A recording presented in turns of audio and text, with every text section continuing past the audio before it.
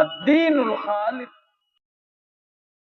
إن الحمد لله نحمده ونستعينه ونستغفره ونؤمن به ونتوكل عليه ونعوذ بالله من شرور أنفسنا ومن سيئات أعمالنا من يهده الله فلا مضل له ومن يضلله فلا هادي له وأشهد أن لا إله إلا الله وحده لا شريك له وأشهد أن محمدا عبده ورسوله أما بعد فإن خير الحديث كتاب الله وخير الهدي هدي محمد صلى الله عليه وسلم وشر الأمور محدثاتها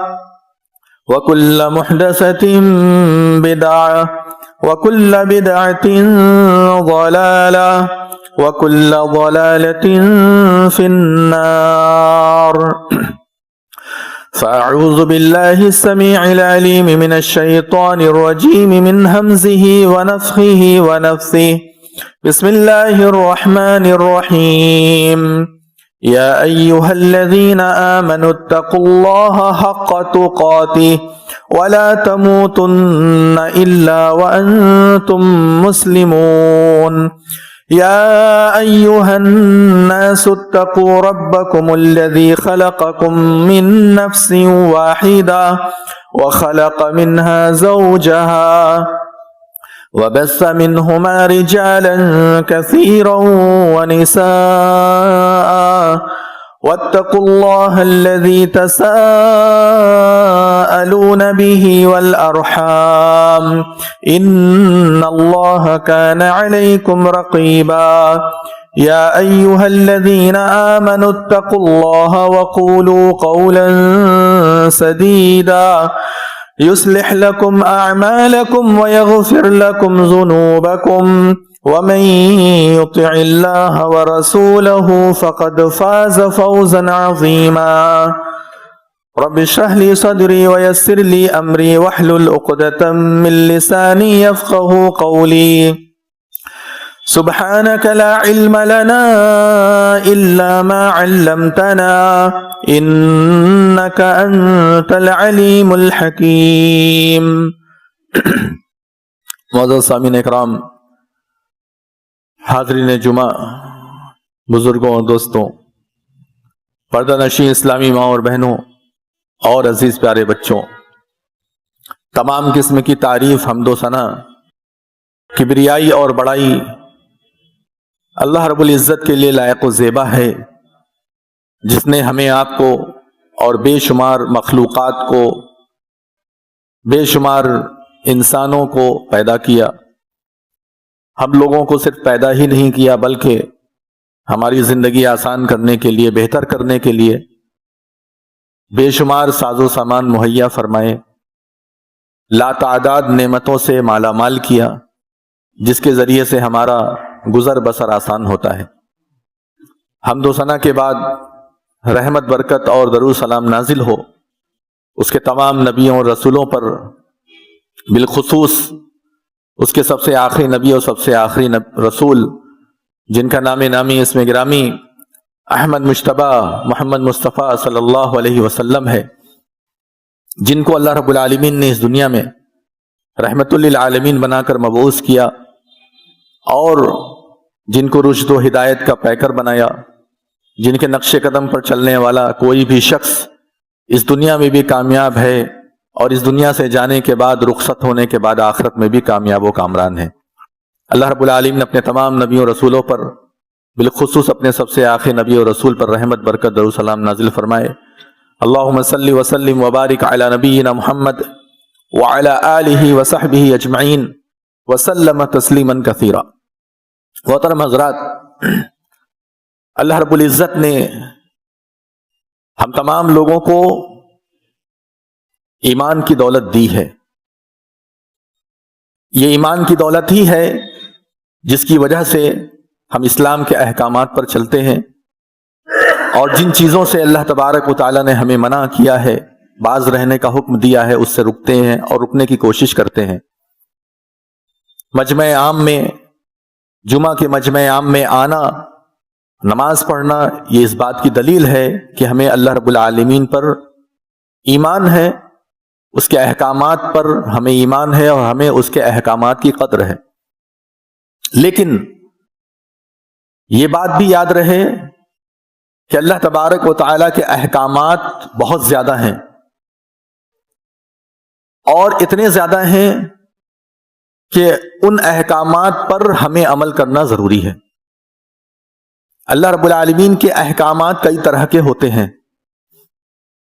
جب آپ قرآن کو پڑھیں گے، احادیث پڑھیں گے اور کچھ فقہی کتابوں کو پڑھیں گے تو آپ کو یہ پتہ چلے گا کہ اللہ رب العالمین کے احکام سارے کے سارے ایک جیسے نہیں ہیں۔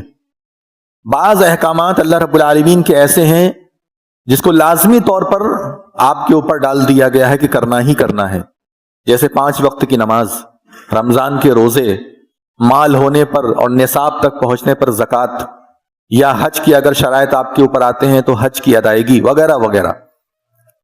حلال کمانا، حلال کے حساب سے زندگی گزارنا، یہ وہ چیزیں ہیں جو آپ کے اوپر لازم کر دی گئی ہیں، واجب ہیں، ان سے آپ دور نہیں ہو سکتے، ان سے آپ راہ فرار اختیار نہیں کر سکتے۔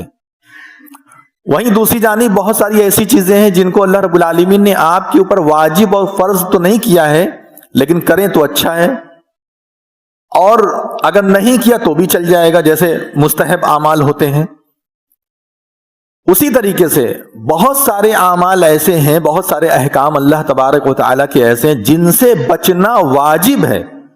کچھ ایسے ہیں جن کو کرنا واجب ہے، اور کچھ ایسے ہیں جن سے بچنا واجب ہے، جن سے دور رہنا واجب ہے اور فرض ہے۔ اور اگر ایک انسان ان چیزوں کے قریب جاتا ہے تو گویا کہ وہ حرام کا مرتکب ہوتا ہے، اور اس کی سزا ہو سکتا ہے کہ جہنم بھی ہو اگر اللہ نے معاف نہیں کیا تو۔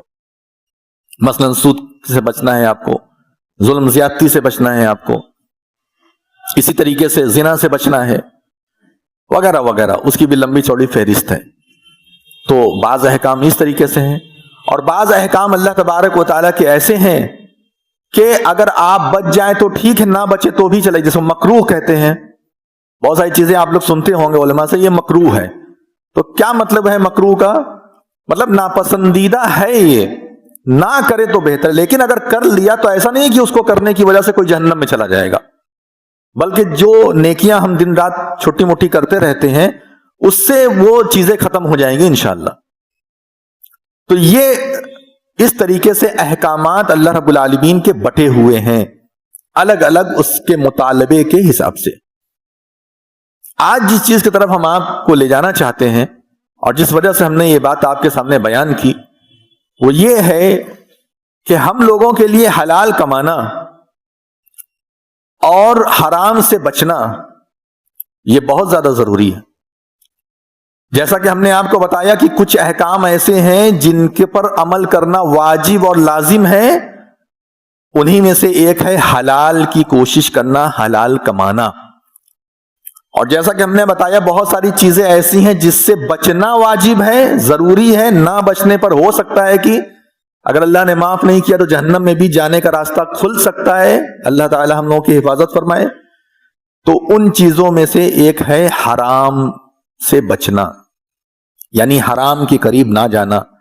اگر ایک انسان حرام کے قریب جا رہا ہے تو ایسی صورت میں وہ صرف لا الہ الا اللہ پڑھ لینے کی وجہ سے، نمازوں کی پابندی کر لینے کی وجہ سے یہ سوچ رہا ہے کہ اس کے لیے گرین لائٹ جلی ہوئی ہے، تو یہ اس کی غلط فہمی ہے۔ حلال کمانا ویسے ہی واجب اور لازم ہے جس طریقے سے آپ کے اوپر 5 وقت کی نماز لازم ہے۔ حرام سے بچنا ایسے ہی ضروری ہے، اور حرام جتنی چیزیں ہیں اس سے دور رہنا اتنا ہی ضروری ہے جتنا ضروری آپ کے لیے دیگر احکامات ہیں، اتنا ہی ضروری ہے۔ اس کو آپ علیحدہ مت کیجئے، الگ مت کیجئے، اس کو آپ آپشنلی مت لیجئے، اختیاری طور پر مت لیجئے۔ ہم یہ کر لیں تو چلے گا، وہ کر لیں تو بھی چلے گا، ایسے بھی چلے گا، ویسے بھی چلے گا، یہ اختیاری چیزیں نہیں ہیں۔ اختیار کہاں ہوتا ہے؟ جیسا کہ ہم نے آپ کو بتایا اختیار وہاں ہوتا ہے جہاں پر اللہ تبارک و تعالی نے ہمیں اختیار دے دیا، کر لو تو بھی، نہیں کیے تو بھی، وہ اختیار ہوتا ہے. لیکن یہاں اختیار نہیں ہے کس چیز میں؟ حلال کمانے کے معاملے میں. اللہ تبارک و تعالی نے قرآن مقدس میں جگہ جگہ ہم لوگوں کو حلال کمانے کا حکم دیا ہے اور حرام سے بچنے کا حکم دیا ہے. یا ایھا الذین آمنوا کلوا مما فی الارض حلالا طیبا، اے ایمان والو زمین میں جو کچھ حلال اور طیب یعنی پاک ہے وہ کھاؤ. کیونکہ جتنی بھی چیزیں حلال ہیں وہ ساری کی ساری چیزیں پاک بھی ہیں. یہ بھی ایک قاعدہ سمجھ لیجئے کہ جتنی بھی چیزیں حلال ہیں اللہ تبارک و تعالیٰ نے پاک چیزوں کو ہی حلال کیا ہے. جو چیزیں ناپاک ہیں وہ ہمارے لیے حلال نہیں ہیں. جو چیزیں ناپاک ہیں، ناپاکی بھی حرمت کی ایک شق ہے، ایک حصہ ہے کہ اگر کوئی چیز ناپاک ہے تو وہ حرام ہو جائے گی. یہ قاعدہ وغیرہ ہے جو کہ فقہ کی کتابوں میں، اصول فقہ میں بچوں کو پڑھایا جاتا ہے مدارس میں. ہم لوگوں نے بھی وہ سب چیزیں پڑھی. تو بہرحال کہنے کا مطلب یہ ہے کہ اللہ رب العالمین نے آپ کے لیے حلال اور پاک چیزوں کو مشروع کیا ہے، اس سے آپ وابستہ رہیے. اور ایک جگہ حدیث میں نبی صلی اللہ علیہ وسلم فرماتے ہیں کہ ان اللہ طیب لا يقبل الا طیبا، کہ بے شک اللہ تبارک و تعالی پاک ہے اور پاک چیزوں کو ہی قبول کرتا ہے. اللہ تبارک و تعالی پاک چیزوں کو قبول کرتا ہے. آپ کے پاس بہت ساری ایسی چیزیں ہیں جو ناجائز طریقے سے آپ نے اس کو ارن کر لیا ہے، حاصل کر لیا ہے. ان چیزوں کو اگر آپ یہ سوچتے ہیں چلو اس میں سے 80% 70% اٹھا کر کے دے دیتے ہیں فی سبیل اللہ غریب مسکین کو، اور باقی 20-30% ہی صحیح ہم اپنے پاس رکھ لیں گے، تو کیا یہ جائز ہو جائے گا؟ وہ 20-30% ہو چاہے 100%، جتنا بھی آپ یوز کر رہے ہیں اگر ناجائز ہے، حرام ہے، تو پورا کا پورا آپ کے لیے حرام ہے. بہت سارے لوگ ایسا بھی کرتے ہیں، کچھ ناجائز چیزیں ان کے پاس آ جاتی ہیں یا کمائی ارننگ ہو جاتی ہے تو اس میں سوچتے ہیں چلو مسجد میں بریانی کھلا دیں گے، چلو وہاں پر خرچہ کر دیں گے، اب باقی رکھ لیں گے. تو ایسے کوئی چیز حلال نہیں ہو جاتی.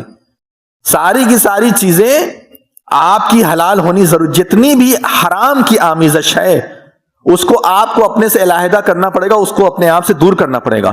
فرمایا ان اللہ طیب لا يقبل الا طیبا، اللہ تبارک و تعالی پاک ہے اور پاک چیزوں کو ہی قبول کرتا ہے.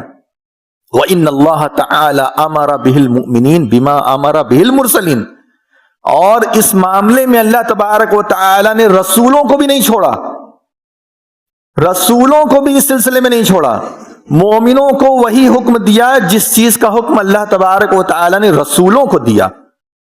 کیا رسولوں کو حکم دیا؟ یا ایھا الرسل، اے رسولوں، سورہ المومنون کی آیت، یا ایھا الرسل کلوا من الطیبات، پاک چیزوں کو کھاؤ. اور جہاں کسی نبی نے بھی اگر کسی حلال کو حرام یا حرام کو حلال کرنے کی ذرا سا کوشش بھی کی، اللہ تبارک و تعالی نے اس کو فوراً روک دیا. آپ کو معلوم ہے سورہ تحریم جب آپ پڑھیں گے تو سورہ تحریم کی شان نزول پڑھیے. ہم یہاں شان نزول آپ کو نہیں بتائیں گے، ہم آپ کو یہ ہوم ورک دے رہے ہیں، آپ جائیے جا کر کے سورہ تحریم کی شان نزول پڑھیے تاکہ آپ کو اور اچھے سے واقعہ سمجھ میں آئے. سب ہم ہی بیان کر دیں گے یا علماء بیان کریں گے تو آپ لوگ کیا کریں گے؟ آپ لوگ بھی کچھ کام کیجئے. تو سورہ تحریم کی شان نزول جا کر کے آپ پڑھیے. اس میں بتانا مجھے یہ ہے، کچھ وجہ سے شان نزول میں وہ آپ کو کلیئر ہو جائے گا. نبی صلی اللہ علیہ وسلم نے شہد کو حرام کر لیا تھا. اللہ تبارک و تعالی نے فرمایا یا ایھا رسول یا ایھا النبی لما تحرم ما احل اللہ لک، اے نبی اللہ تبارک و تعالی نے جس چیز کو آپ کے اوپر حلال کیا ہے، آپ کون ہوتے ہیں اس کو حرام کرنے والے؟ جتنی چیزوں کو اللہ تعالیٰ نے حلال کیا ہے اس کو حرام کرنے کا بھی اختیار اللہ تعالیٰ نے کسی کو نہیں دیا، اور جتنی چیزوں کو اللہ رب العالمین نے حرام کیا ہے اس کو حلال کرنے یعنی اپوزٹ، اس کے برعکس کچھ بھی اختیار کسی کو نہیں دیا ہے. ہاں نبی کو بحیثیت شریعت ساز، یعنی چونکہ نبی صلی اللہ علیہ وسلم بھی شریعت بناتے تھے، جیسے اللہ تبارک و تعالیٰ نے بہت ساری چیزوں کو حلال اور حرام کیا، ویسے نبی صلی اللہ علیہ وسلم نے اپنی احادیث میں بہت ساری چیزوں کو حلال اور حرام کیا ہے. وہ اضافی طور پر ہے، اللہ کے حکم کو ویٹو نہیں کیا ہے، اللہ تعالیٰ کے حکم کو روکا نہیں ہے، اس کو چیلنج نہیں کیا ہے، بلکہ اضافی طور پر ہے. مثلا خون حرام ہے، حرمت علیکم المیتۃ والدم ولحم الخنزیر ہے قرآن میں کئی جگہ پر کہ خون حرام ہے، لیکن وہیں تلی حلال ہے، مردار حرام ہے قرآن کے اندر، لیکن اضافی حکم کیا ہے کہ سمندر کے اگر مردار ہے جیسے مچھلی وغیرہ ہے تو آپ اس کو کھا سکتے ہیں۔ اور کوئی بھی انسان مچھلی کہاں تازی کھا پاتا ہے، کبھی لوگ ہیں جن کو تازی اور زندہ مچھلی ملتی ہے، ورنہ اکثریت تو ایسے ہی لا کر کے مارکیٹ میں لوگ بیچتے ہیں، مری ہوئی مچھلی ہوتی ہے، وہ کوئی ذبح تو اس کو کیا نہیں جاتا ہے تو اس کو کھاتے ہیں۔ تو یہ حلال ہے، یہ اضافی ایڈیشنل احکام ہے اللہ کے رسول صلی اللہ علیہ وسلم کا، اس کو ایڈیشنل کہہ سکتے ہیں آپ، اضافی حکم، یہ کوئی چیلنج نہیں ہے۔ لیکن اللہ تبارک و تعالیٰ نے اگر کسی چیز کو حرام کر دیا ہے تو کوئی اس کو حلال نہیں کر سکتا، اور حلال ہے تو کوئی اس کو حرام نہیں کر سکتا۔ یہ اتنا اہم مسئلہ ہے، اور ہم لوگ جس طریقے سے اپنی زندگی کے اندر ایک ایک چیز کو حلال حلال حلال کیے چلے جا رہے ہیں، ایک ہوتی ہے مجبوری اور ایک ہوتی ہے مجبوری نہیں بلکہ اپنی سہولت۔ مجبوری اور سہولت میں فرق ہے، مجبوری الگ چیز ہے، مجبوری میں اللہ تبارک و تعالیٰ نے بھی کہہ دیا تم سور کا گوشت کھا سکتے ہو، اپنی زندگی بچانے کے لیے کھا لو، فمن اضطر غیر باغ ولا عاد فلا اثم علیہ۔ کوئی انسان حد سے بڑھنا نہیں چاہتا ہے، اپنی زندگی بچانا چاہتا ہے نا اگر، تو ایسی صورت میں کوئی گناہ نہیں ہے اس کے اوپر، کیسے بھی وہ زندہ رہ جائے، حرام حلال کچھ وہاں نہیں دیکھنا ہے۔ ایک ہے مجبوری اور ایک ہے سہولت۔ ہم مجبوری کے زندگی نہیں گزار رہے ہیں، ہم سہولت کی زندگی گزار رہے ہیں۔ سہولت کی وجہ سے بہت ساری چیزوں کو ہم نے مجبوری کا نام دے دیا، مجبوری کا لبادہ پہنا کر کے ہم نے اس کو اپنے لیے حلال کر لیا، اور یہ اختیار کسی کو نہیں تھا، نبی کو بھی نہیں تھا۔ اس لیے ہمیں اپنے ہر مسائل کو ریویو کرنا چاہیے، دیکھنا چاہیے، نظر ثانی کرنی چاہیے، اور جہاں جہاں ہم سے غلطیاں ہو رہی ہیں اپنی سہولت کی وجہ سے، ہم نے حلال اور حرام کے ساتھ زیادتی کی ہے یا اللہ رب العالمین کے احکامات میں ہم نے ڈاکہ ڈالنے کی اگر کوشش کی ہے، تو اس میں ہمیں ریویو کر کے پھر اس پہ نظر ثانی کر کے اس میں اپنے مسائل کو حل کرنا چاہیے۔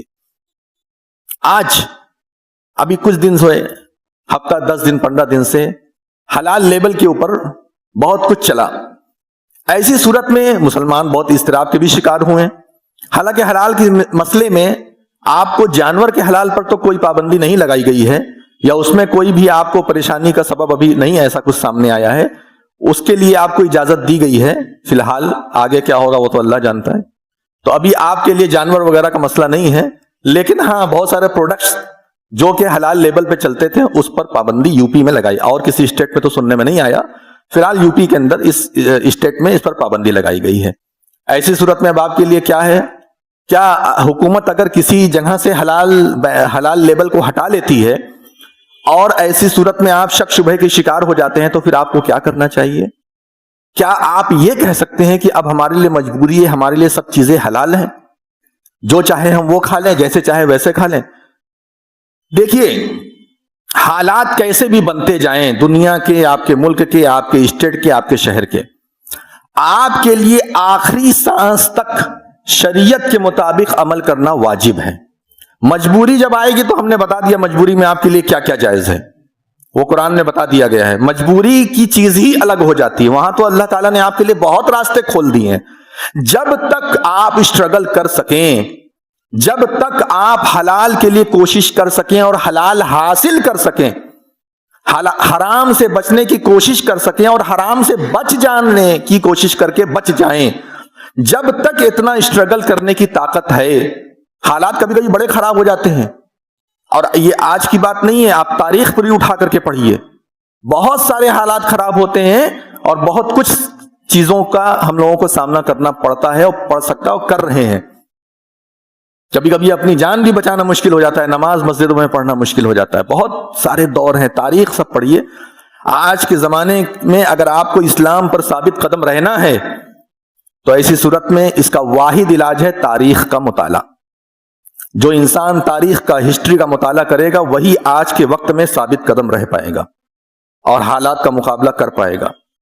اور ہمیں پڑھنے لکھنے سے تو کوئی مطلب ہے نہیں، لائبریری میں کتابیں دھول پھاک رہی ہیں، لائبریری بنائی جاتی ہے، وہاں کا بجلی الیکٹریسٹی کا بھی خرچہ نہیں نکل پاتا ہے، لوگ اتنا دور ہو چکے ہیں لائبریری سے اور کتابوں سے، اور اب PDF کا زمانہ ہے تو اب کیا پوچھنا، اب تو سب کچھ موبائل ہی میں ہے، گھر بیٹھے ساری چیزیں مل جا رہی ہیں۔ بہرحال اگر PDF ہی کا آپ سہارا لے تو اسی سہارے سے آپ تاریخ پڑھیے، پڑھیے کیسے کیسے دور گزرے ہیں، پرانے نبیوں کے اوپر، پرانے نبیوں کی امتوں کے اوپر ہمارے نبی صلی اللہ علیہ وسلم کے اوپر، ہمارے نبی صلی اللہ علیہ وسلم کے بعد، اور کیسے انہوں نے مقابلہ کیا، کس طریقے سے انہوں نے اسٹرگل کی حد پار کر دی کہ جہاں تک ہو سکا ہم اللہ رب العالمین کے احکامات سے جڑے رہیں گے. ہاں، جس دن ہمارا بدن ہمارا ساتھ نہیں دے گا، جس دن ہماری سانس ہماری ساتھ نہیں دے گی، جس دن ہماری محنت ہمارا ساتھ نہیں دے گی، اس دن کی بات دوسری وہ دے. اللہ نہ کرے ویسے دن آئے. تو آپ جب تاریخ پڑھیں گے تبھی آپ کے لیے راستے کھلیں گے، اور تاریخ میں قرآن بھی آ جائے گا، حدیث سب آ جائے گی تاریخ میں.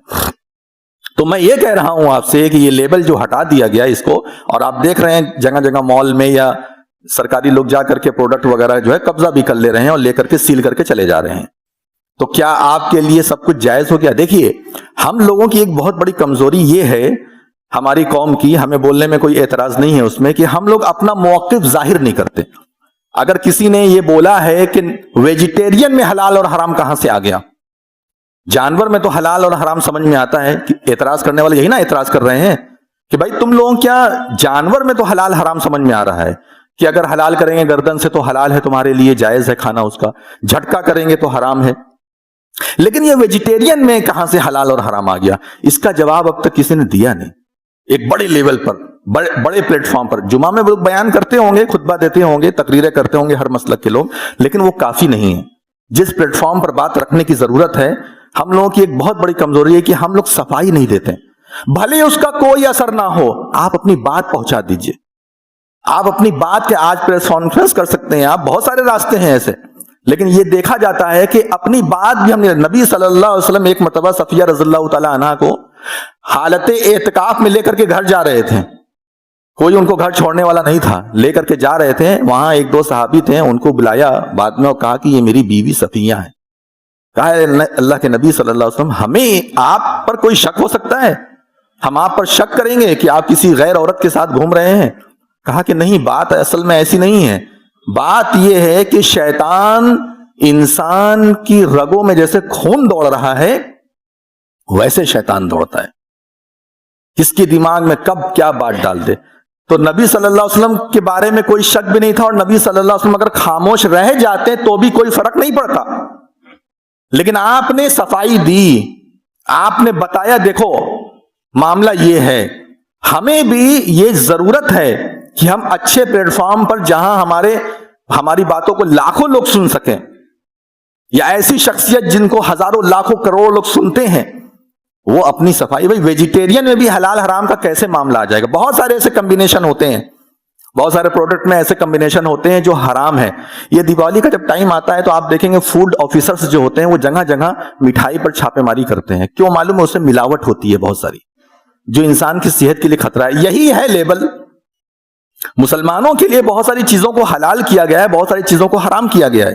آج پروڈکٹ کے اندر بہت ساری ایسی چیزیں ملائی جاتی ہیں جو کہ دکھنے میں نہیں لگتا یہ، لیکن اندر بہت ساری ایسی چیزیں ملائی جاتی ہیں جو کہ جائز نہیں ہے ایک مسلمان کے لیے، اور دوسروں کے لیے بھی جائز نہیں ہے، صحت کے لیے نقصان ہے. بہت سارے کیمیکل ملائے جا رہے ہیں. تو کچھ کمپنیاں ایسی مسلمانوں نے قائم کی جو کہ پروڈکٹ کو ریویو کرتے ہیں، دیکھتے ہیں، اس کی تحقیق کرتے ہیں کہ اس میں کیا کیا کمبینیشن ملایا گیا ہے، کیا یہ کمبینیشن ہمارے شریعت سے ٹکرا رہا ہے یا نہیں ٹکرا رہا ہے. موجودہ دور کیا ہے، آپ شریعت پہ عمل مت کرو، شریعت کی بات مت کرو، باقی جو کرنا ہے کرو. تم نماز جو ہے ایکسرسائز کے نام پہ کرو، ہمیں کوئی دقت نہیں ہے. نماز اللہ کا حکم ہے، یہ بات مت کرنا. آج یہ دور چل رہا ہے. آپ شریعت کے نام پہ اگر نان ویج کھانے کی بات کریں گے آپ کے خلاف ہے، لیکن اگر آپ وہی میکڈونلڈ میں جا کر کے کھائیے تو وہاں کوئی جیو ہتیا نہیں ہے. آپ وہی جا کر کے KFC میں کھائیے، کوئی دقت نہیں ہے. 100 روپے کا سامان آپ 1000 میں کھائیے، کوئی دقت نہیں ہے. لیکن آپ قربانی کریں گے بقرعید کے موقع پہ تو یہ دقت ہے. تو یہ ایسا دور چل رہا ہے. ایسے وقت میں ہم لوگوں کے لیے جہاں تک ہو سکے حلال پر عمل کرنا، حلال کھانا ضروری ہے. یہ تحقیق، کیا یہ لیبل جو ہٹ گیا اس کے ذریعے سے اب مسلمان آزاد ہو گئے؟ آپ کے لیے اور ہمارے لیے یہ لیبل کوئی معنی نہیں رکھتے.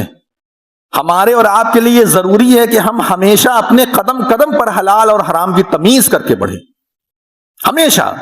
جب فروٹ بیئر آئی تو علماء نے بولا یہ حرام ہے، لڑکے نوجوان کھانے پینے شروع کر دیے تھے. آج بھی بہت ساری چیزیں لوگ کھاتے ہیں. ایک مرتبہ ایک مال میں گیا میں، ہمارے ساتھ ایک صاحب تھے، اور وہاں پر فوراً جلدی جلدی نان ویج آرڈر کر دیا میک ڈونلڈ میں. ہم نے کہا میک ڈونلڈ مشکوک ہے, یہ صحیح نہیں ہے, اس کا کوئی بھروسہ نہیں ہے. کہا کہ نہیں صحیح ہے صحیح ہے صحیح ہے. ہم نے کہا صحیح نہیں ہے, ہم نہیں کھائیں گے. تو اس کے بعد جب انہوں نے دیکھا کہ ہم نہیں کھائیں گے, یہ ہم نے بول دیا, تو اب ظاہر سی بات ہے بھائی, دوستی میں گئے ہیں وہاں پر ساتھ میں کھائیں گے نہیں تو کیا مزہ, کیا دوستی. تو ہم نے کہا پوچھو اسٹاف لوگوں سے. ایک اسٹاف سے پوچھا تو اس نے سمجھ گیا کہ یہ لوگ تھوڑا داڑھی والے ہیں اور وہی معاملہ ہے حلال کا. یہ ابھی جو بین ہوا ہے حلال وغیرہ یہ سب جو پروڈکٹ, اس کے پہلے بہت پہلے کی بات ہے. تو اس نے بتانے سے انکار کر دیا, کہا کہ ہمیں نہیں معلوم سر, ہمیں نہیں معلوم. ہم نے کہا نہیں, یہ شک ہے, یہ نہیں معلوم کہہ رہا ہے, اس کا مطلب یہ مشکوک ہے. اس کے بعد ہم نے کہا دیکھو ایک وہ ہے, اس سے پوچھو. اس کے بعد اس سے پوچھا تو اس نے ایک دم صاف بولا سر یہ جھٹکا ہے, مشین والا ذبح ہے.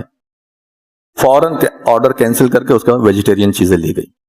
ہم لوگ جب کسی جگہ جاتے ہیں نا, اتنے ہم لوگ حرام اور حلال کی تمیز کو بھول چکے ہیں. دن رات نان ویج اپنے گھر میں کھاتے ہیں, باہر سے اچھا کھاتے ہیں الحمدللہ, لیکن جب جاتے ہیں کہیں پر میک ڈونلڈ یہاں وہاں بھی نان ویج کے لیے مرے جاتے ہیں. حرام ہے کہ حلال ہے, ذبح ہے کہ نہیں ہے, کچھ نہیں پرواہ. ابھی کیا میک ڈونلڈ سے لینا آپ کے لیے واجب کر دیا ہے گورنمنٹ نے؟ کیا آپ وہیں سے کھائیں گے تبھی زندہ رہیں گے؟ جاتے ہیں پتہ نہیں کہاں کہاں ہوٹل میں کھا کر کے 5,000 کی 10,000 کی بل دے کر کے, اور پتہ نہیں کیسا ہے کہ پوچھنے کی بھی زحمت نہیں کرتے, پوچھنے کی بھی زحمت نہیں کرتے ہیں. پیسے کی گرمی ہے, لے گئے, لے جا کر کے 10,000 پھونک کر کے چلے آئے. حرام کھایا حلال کھایا پتہ ہی نہیں.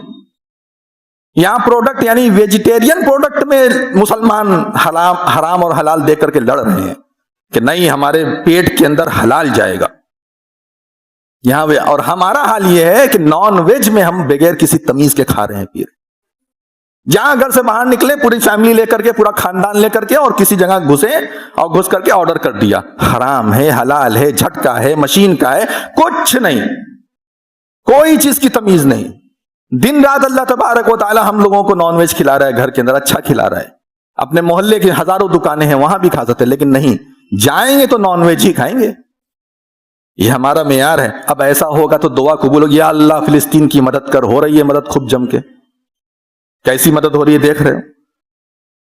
اللہ کے رسول صلی اللہ علیہ وسلم نے یہ بات کہنے کے بعد کہا کہ ثم ذکر الرجل, اس کے بعد نبی صلی اللہ علیہ وسلم نے ایک آدمی کا ذکر کیا, یطیل السفر, بڑا لمبا سفر کر کے وہ پہنچتا ہے حرم, اور اس کے بعد اللہ تعالیٰ یا ربی, اے میرے رب, اے میرے رب, میری دعا قبول کر لے, میری دعا قبول کر لے. اللہ کے نبی صلی اللہ علیہ وسلم فرمایا وَمَطْعَمُهُ حرام وَمَشْرَبُهُ حرام وَمَلْبَسُهُ حرام, اس کا لباس حرام, اس کا کھانا حرام, اس کا پینا حرام, سب حرام, اوپر سے نیچے تک پورا حرام. فَأَنَّا يُسْتَجَابُ لِذَلِكَ, ذرا بتاؤ میرے صحابیوں کیسے اس کی دعا قبول ہوگی. پتہ یہ چلا دعا کی قبولیت میں حلال کھانا پینا شرط ہے. اس حدیث سے یہ پتہ چلا, اس حدیث سے یہ مسئلہ ہم نکال سکتے ہیں کہ اگر ہمیں اپنی دعا کو قبول کروانا ہے اور عرش تک پہنچوانا ہے تو اس کے لیے اپنا یہ کپڑا, یہ جبہ شرعی, پیجامہ, کرتا, اور اس طریقے سے پانی, کھانا, یہ سب حلال رکھنا پڑے گا, حلال. اگر اس میں حرام چلا گیا, یہ پہنا ہے ہم نے نا, اگر حرام کا پہن لیا, یہ ہم نے جو کھایا ہے حرام کا کھا لیا, تو دعا کی قبولیت کی تو امید مت رکھیے. ہاں آپ کی زندگی لائل ہو جائے گی, آپ بالکل رائل زندگی جئیں گے, اس میں کوئی شک نہیں ہے, لیکن ہاں آپ یہ سوچ رہے ہیں کہ آپ کی دعا بھی قبول ہوتی رہے, اور آپ جیسا چاہ رہے ہیں ویسا ہوتا رہے دنیا کے اندر, اور آپ کی شریعت کی لوگ قدر کریں, عزت کریں, یہ سب بھول جائیے, یہ سب آپ امید مت رکھیے. ہمارے لیے, ہم مسلمانوں کے لیے اس دنیا کے اندر حلال اور حرام کی تمیز ایسے ہی ہے جیسے زندہ اور مردے کی تمیز, جیسے نماز ہے, روزہ. اسی لیے میں نے شروع میں آپ کو تمہیداً یہ بات بتا دی تھی کہ جیسے نماز ہے, روزہ ہے, دیگر چیزیں ہیں, اسی طریقے سے حلال کمائی اور حلال کھانا پینا, اور جس طریقے سے حرام چیزوں سے بچنا فرض واجب ہے, اسی طریقے سے حرام کھانے پینے سے بچنا فرض اور واجب ہے. ان چیزوں کو سمجھیے, حالات پہ نظر رکھیے. حالات پہ نظر رکھنے والا اور اسٹرگل کرنے والا, شریعت کے لیے کوشش کرنے والا, شریعت کے مطابق چلنے کے لیے جدوجہد کرنے والا, یہی کامیاب ہے. روایتی مسلمان کامیاب نہیں ہو سکتا. حالات آنے کے بعد اس میں اسٹرگل کرے، وہ مسلمان کامیاب ہے۔ والذین جاہدوا فینا لنہدینہم سبلنا، جو ہمارے راستے میں جد و جہد کرے گا، کوشش کرے گا۔ کب کوشش کرے گا؟ کوشش تبھی کرنا پڑتا ہے جب معاملہ ذرا مشکل ہو جاتا ہے، تب کوشش کرنا پڑتا ہے۔ عشاء فجر کی نماز کے لیے کیوں اتنی سخت تاکید آئی ہے؟ کیونکہ وہ 2 وقت ہے ذرا مشکل بھرے، اس لیے تاکید آئی ہے ان 2 ٹائم کی نمازوں کے لیے۔ اسٹرگل اور محنت کیوں کہا جاتا ہے کرنے کے لیے؟ ہم مسجد میں ہی اگر بیٹھے ہوئے ہیں، نماز کا وقت ہوا، وہ کیا مشکل ہے؟ وہ بہت آسان ہے۔ اسی لیے اللہ تعالیٰ نے فرمایا قرآن سورہ روم میں، والذین جاہدوا فینا، جو ہمارے راستے میں جد و جہد کرے گا، کوشش کرے گا، تمیز کرتا رہے گا کیا حلال کیا حرام، کیا جائز کیا ناجائز، جس کو جو کرنا ہے کرے، گورنمنٹ کو جو کرنا ہے ان کا حق ہے، وہ بنائے دن رات ایک سے ایک قانون ہمارے خلاف جس کے خلاف بنانا ہے۔ ہمارا حق یہ ہے کہ جہاں تک ہو سکے گا ہم حلال کے مطابق کھائیں گے، ہمارا جہاں تک ہو سکے گا، جتنی ہماری جسم ہماری طاقت ساتھ دے گی اتنا ہم شریعت کو پکڑ کر کے رہیں گے، چھوڑیں گے نہیں۔ یہ ہمارا حق ہے، ان کا جو حق ہے وہ کر رہے ہیں، ہمارا جو حق ہے وہ ہم کر رہے ہیں۔ اللہ تبارک و تعالی ہم لوگوں کو قرآن حدیث کے مطابق زندگی گزارنے والا بنائے۔ اللہ تبارک و تعالی ہم لوگوں کو قرآن اور حدیث کی تعلیمات کے مطابق زندہ رہنے والا بنائے۔ اللہ تبارک و تعالی ہم تمام لوگوں کی پریشانی مشکلات کو دور فرما دے۔ اللہ تبارک و تعالی تو ہم تمام لوگوں کو ایک کر دے، نیک کر دے، متحد کر دے۔ اللہ رب العالمین جب تک ہمیں اس دنیا میں زندہ رکھ، اسلام اور ایمان پر زندہ رکھ، اور جب ہماری وفات کا وقت ہے ہمارا خاتمہ بالخیر فرما۔ اللہ تبارک و تعالی مسلمانوں کی جان مال عزت آبرو کی حفاظت فرما۔ جہاں جہاں مسلمان پریشان حال ہیں تو ان کی عزت آبرو کی اور ان کے جان مال کی حفاظت فرما۔ اللہ رب العالمین ہم تمام مسلمانوں کی مصیبتوں کو دور فرما دے، ہم تمام لوگوں کو شریعت سے محبت کرنے والا بنا دے۔ جب تک ہمیں اس دنیا میں زندہ رکھ اسلام پر، اور جب وفات کا وقت آئے تو ہمارا خاتمہ بالخیر فرما۔ کلمہ شہادت لا الہ الا اللہ محمد رسول اللہ پہ وفات عطا فرما۔ آمین یا رب العالمین، وآخر دعوانا ان الحمد للہ رب العالمین۔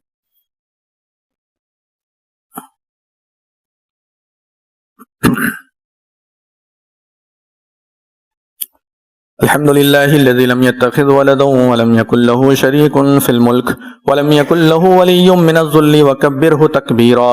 الله أكبر الله أكبر، لا إله إلا الله، والله أكبر الله أكبر ولله الحمد، الله أكبر كبيرا والحمد لله كثيرا وسبحان الله بكرة وأصيلا۔ أما بعد فأعوذ بالله من الشيطان الرجيم، بسم الله الرحمن الرحيم۔ إن الله وملائكته يصلون على النبي يا أيها الذين آمنوا صلوا عليه وسلموا تسليما۔ اللهم صل على محمد وعلى آل محمد كما صليت على إبراهيم وعلى آل إبراهيم إنك حميد مجيد، وبارك على محمد وعلى آل محمد كما باركت على إبراهيم وعلى آل إبراهيم إنك حميد مجيد۔ عباد الله رحمكم الله، إن الله يأمر بالعدل والإحسان وإيتاء ذي القربى وينهى عن الفحشاء والمنكر والبغي يعظكم لعلكم تذكرون۔ اذكروا الله عزيز الجليل يذكركم وادعوه يستجب لكم، ولذكر الله أكبر والله يعلم ما تصنعون۔